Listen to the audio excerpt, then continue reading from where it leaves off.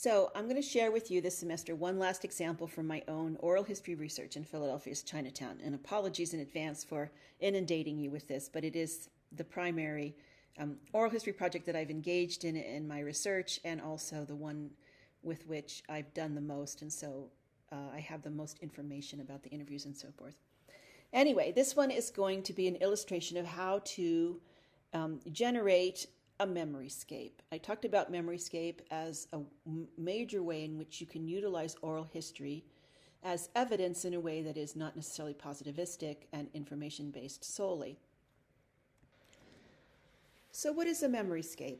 A memoryscape is the way in which humans remember how they've experienced the landscapes in which they live or have lived. In other words, it's the places you see, even if they still aren't there, or the relationships, interactions, memories you have of places that you see in the landscape, but you see something else that's not there because it's living in your memory. Memoryscapes are particularly important when we're dealing with communities and landscapes that haven't always been documented, that may be vulnerable, or even have already disappeared in part or in full. Memoryscapes are a way to reconstruct not only how people lived in that landscape historically, but also what it means for them today. Before I get into how I did this, let me tell you a little bit about Philadelphia's Chinatown. It's located in Center City, downtown, several blocks from Independence National Historic Park. Chinatown has had different boundaries over the years, as you can see from these different dotted lines. The historic area, which is shaded in gray, covers approximately 4 square blocks. And then you'll see the next 2 dotted lines are the way in which Chinatown expanded over time, but it's also contracted as different redevelopment projects were built along its eastern, southern, and western borders. Okay, through oral histories with over 35 residents and community members, I was able to identify a range of locations that were important to the community, and then I proceeded to map them. Some of these were formal, self-consciously created sites, such as the Friendship Gate, themed murals, things that explicitly presented community history and memory.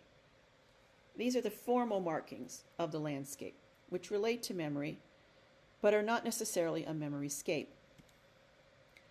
Others were sites of obvious historical import, such as the location of the first laundry, or sites that were occupied by historic structures like the old Far East restaurant. These are both on the 900 block of Ray Street, which is the original historic block in Chinatown. These are structures that have been preserved because they're seen to be super old or historically significant. In this case, the Far East restaurant was probably the most visible and famous of all the restaurants in Chinatown during its operation. But many more of the sites that people mentioned to me were sites of memory, places that had significance in their lives, that they represented important moments in their lives, or experiences that were central to how they lived. Relationships they had with other people were another important source of memoryscape, or even certain struggles that the community had engaged in. Some of these sites no longer existed, but they lived on in people's memories. Others were sites that have changed through adaptive reuse or some other change, but they remember them as being this other place. These are the sites that constitute Chinatown's memoryscape. So let me give you a few examples. Here's one that has multiple meanings. It's currently the site of a senior living center called Onlog House, but it used to be the site of a paper company, and next to the paper company was Helen Louise' father's gift shop on 10th Street between Race and Spring Street. You see it here on the map. Before this block became a senior living complex, it was this kind of industrial landscape in which Mr.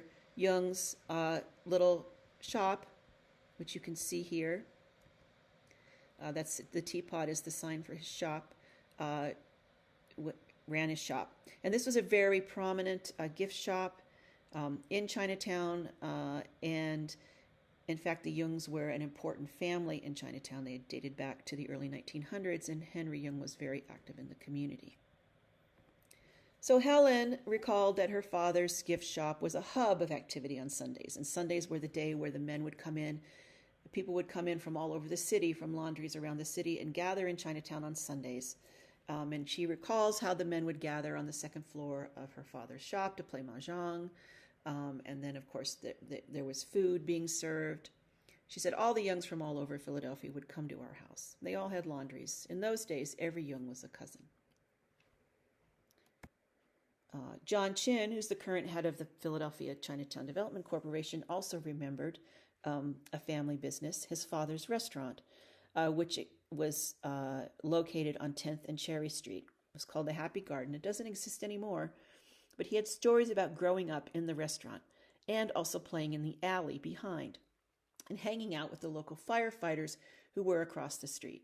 Now, this is a really great example of a memoryscape because here we have the restaurant, which is a fixed site but no longer exists. Then we have these other sites that don't seem to be necessarily important, the back alley, right, but is a really important part of this man's childhood.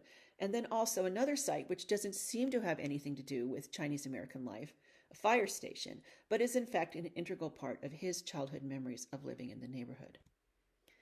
So and these are the excerpts from the interview in which he tells me about this, falling asleep on the top of the old Coke bottles in the kitchen, playing in the back alley,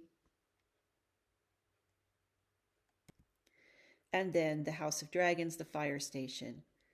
And he actually told me about how he still goes over there. He'll go over to the fire station and see and chat with the guys because he used to go over there all the time, almost every day when he was a little boy, and he still remembers some of these firefighters.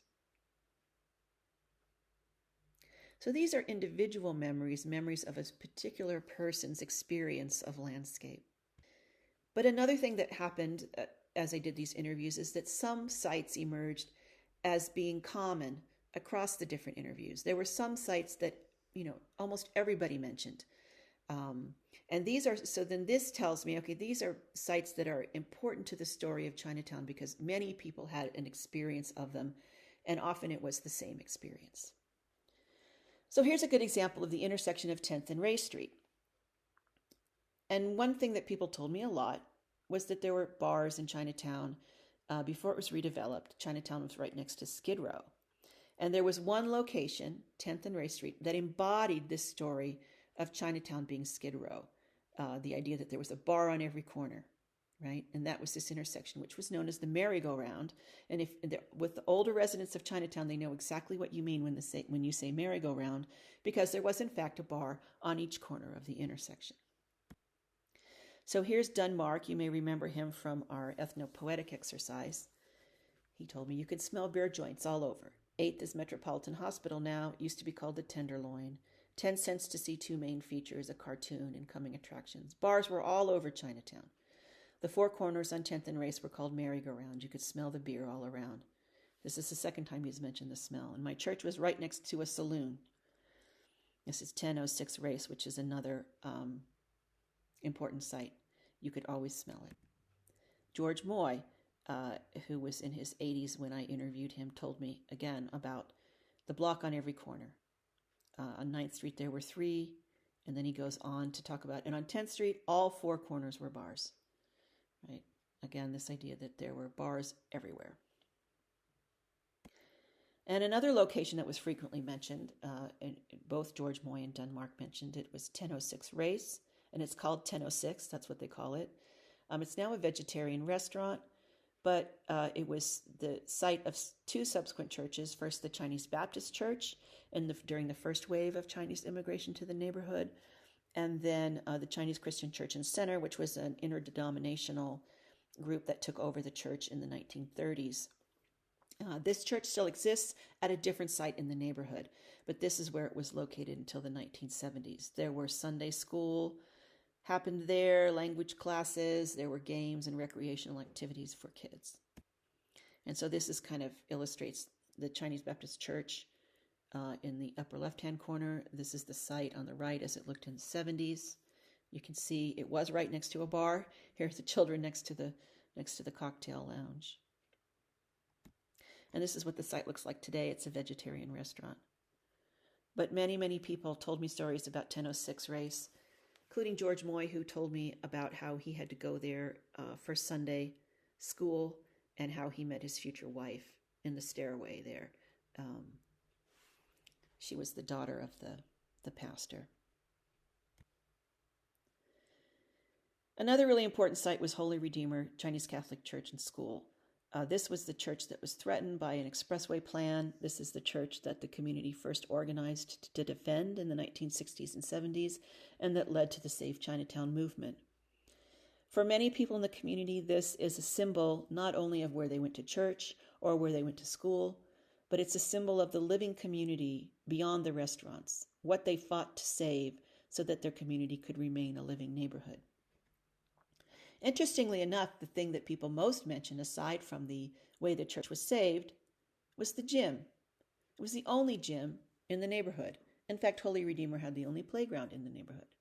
So generations of young men and women, especially young men, grew up playing basketball in the Holy Redeemer gym.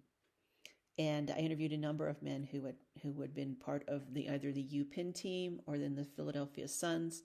And there are guys who still go back to the gym on Friday nights and play basketball and hang out in the parking lot, drinking beer and barbecuing. So this is a space that still exists, but it has multiple meanings. And one of the ways it lives on most is in the memory of the basketball at the gym, which was, as Joe Lowe told me, a sport of survival in Chinatown. Another really good example of a site that doesn't appear to be that significant at first, but actually is extremely significant in the memoryscape, is Tuck King Company Grocery at 10th and Spring Street. This is not a formal institution. It's not a church. It's not a school. It's not an organization. It's just a family business, a family grocery. But it's the longest lasting, the oldest grocery in Chinatown.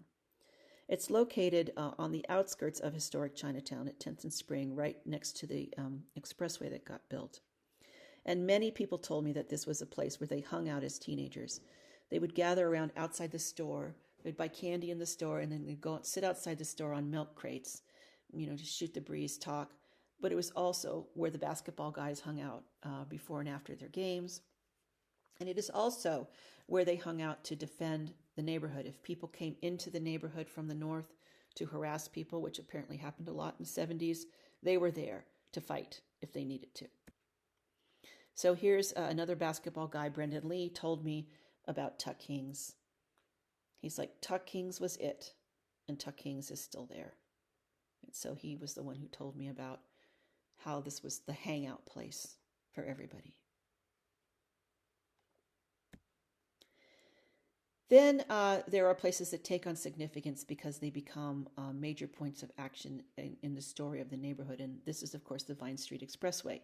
The Vine Street Expressway is not a historic part of the neighborhood, but it is part of the neighborhood story because it was the proposal for the Vine Street Expressway that galvanized the Save Chinatown movement. You can see here in this flyer all those exit and entrance ramps that were going to be created around Chinatown, originally proposed. Right there on the northern edge where all those lanes are is where Holy Redeemer Church is. So they were trying to save the church. And in addition to Vine Street, there are many different sites around the neighborhood, most of which don't exist anymore, which map the struggle of the Save Chinatown movement. On the edge of the expressway is 10th and Winter Street. This was important because this was one of the first places where they started to demolish housing along the edge of the expressway plan. It's also interesting that for a long time, after they tore down the houses, this land was just vacant as they held up the expressway project. So they had a community garden, a mural there. This is a very significant intersection. And Joe Lowe told me about there was a particular lot on 10th and Winter Street that became a site of protest. They had petitioned to have the housing demolition stop. And then one morning, Joe woke up and found that they were starting to demolish another house. So he says there was this big hawthorn crane. Kevin and I, it was probably 7:30 in the morning. They knew there was going to be something, that they couldn't just come in on a regular time schedule and do that. Kevin and I got out there. We didn't know what to do at first, and then we said, let's just go sit up on the pile, and that's what we did. We were the first two up on the pile, and I guess that was our Tiananmen Square. We were there for the better part of the day, and we had about 9 or 12 kids up there. And they came up and they saw me and Kevin up there, and they said, what are you guys doing? And we said, we're going to save the church. We sat up there. To us, Holy Redeemer was our life. We knew what was going on. So this is not only a really good example of a story. You can sort of see how the structure unfolds, the reported speech, the setting themselves up as a protagonist, and so forth. But also, this is a site that does not exist anymore. Right? This is just a blank space in the landscape. It's a road, a parking lot, but this was where they held their Tiananmen Square, their last stand for Chinatown. And then, of course, there's Cecilia Moyeb's house, the Chinese Alamo, she called it. And we met her. We will meet her again. We met her during the narrative exercise. She refuses to sell her house. It's the only one standing on the block. And then she was forced to sell after a liquor. And this is the story that she told me about fighting to stay in Chinatown. You recognize the first part of this is from the narrative exercise. And then she went on to talk about, how she had to stay there and go back even after the fire. Cecilia Moyeb and George Moy founded a community organization called PCDC, and they, from that, for many decades, have developed mixed-use housing and other community projects, and one of these of which was Gimson Plaza, which is a mixed-use development on 9th Street, where Cecilia's house previously located. And here is a picture of Gimson Plaza in 2009. And here we have another intersection being an important site of memory. Cecilia talks about how she can stand at that intersection and look in every direction and see something that PCDC has done. So she can see housing projects like Gimson and Dynasty Court. She can remember how people protested, how they sat on the rubble. She can remember how they fought for the block. She can see the gate.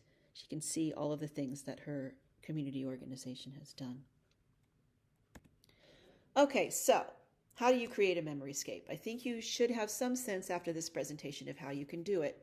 First of all, you want to organize your interviews around what a place was like in the past, right? So ask people to tell you, oh, well, what was this block like, or where was that, or what did you do? And have them identify sites in that place that were meaningful to them. Often these will emerge out of stories that they tell, anecdotes, or people that they talk about, people who were important to them. Where were those people located? So you look for the locations that are mentioned in the stories. Sometimes there's something still there. You want to have a record of that. Sometimes there isn't anything there. Either way, you can map it. Map the stories, the people, the events to specific locations in the landscape. You can do this in GIS, but you can also just do it in Google Maps or do it manually by marking points on a map yourself. This will give you a sense of what the memoryscape looks like visually and spatially.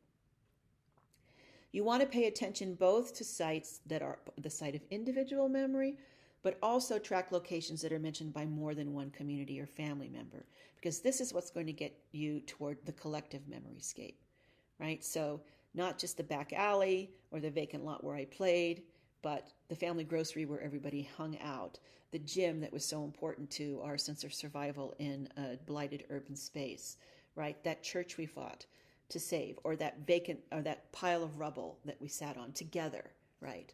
Those are the aspects of the collective memoryscape. And then you want to look for patterns. In this case, I can identify several patterns in the memoryscape that I mapped of Chinatown.